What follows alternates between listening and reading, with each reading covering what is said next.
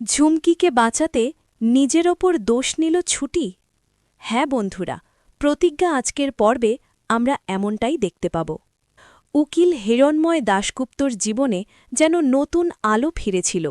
বহু বছর আগে হারিয়ে যাওয়া তার একমাত্র মেয়ে পরীর কেস আবার রিওপেন করার সিদ্ধান্ত নিয়েছে পুলিশ।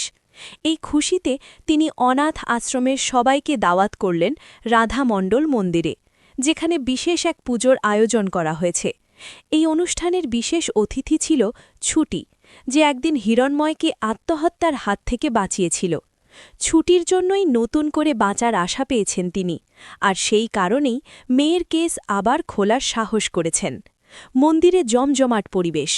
অভির ঠাম্মি স্বর্ণলতা ঠাকুরের জন্য একটি সুন্দর গহনা তৈরি করে এনেছেন। অভির মা গহনাটি সবার সামনে দেখিয়ে বললেন, আজ এই গহনাটা ঠাকুরকে অর্পণ করা হবে, যেন পরীকে আমরা ফিরে পাই।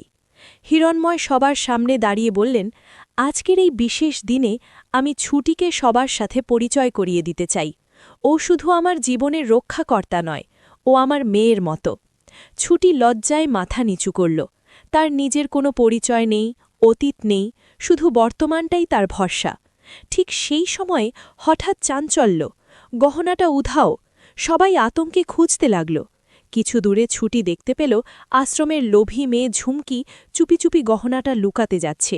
এ মুহূর্তের জন্য থমকে গেল ছুটি। তারপর এগিয়ে গিয়ে গহনাটা নিয়ে নিল। ঠিক তখনই সবাই সেখানে পৌঁছে গেল।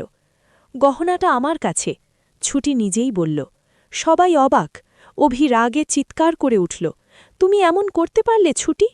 ঝুমকি স্তব্ধ হয়ে দাঁড়িয়ে রইল, কিছু বলতে পারল না। ছুটি তার দিকে একবার তাকিয়ে চোখের ইশারায় চুপ থাকতে বলল। ঠিক তখনই হিরণময় দৃঢ় কণ্ঠে বললেন, না, ছুটি এমন কাজ করতেই পারে না। এর পেছনে নিশ্চয়ই কোনো কারণ আছে। আমি একজন উকিল, সত্যিটা আমি বের করবই। ছুটি কিছু বলল না। সে জানে আজ তার চুপ থাকাটাই সবচেয়ে বড় কাজ। সে নিজের কাঁধে দোষ নিয়ে ঝুমকিকে বাঁচিয়ে দিল। ঝুমকির চোখে জল এসে গেল। সে বুঝতে পারল সত্যিকারের মানুষ কাকে বলে। সেই মুহূর্তে হিরণময়ের চোখে ছুটির প্রতি শ্রদ্ধা আরও বেড়ে গেল। তিনি বুঝলেন এই মেয়েটা শুধু তার জীবনই বাঁচায়নি, মানবিকতার আসল অর্থও তাকে শিখিয়েছে। ভিডিওটি ভালো লাগলে অবশ্যই চ্যানেলটি সাবস্ক্রাইব করে পাশে থাকবে।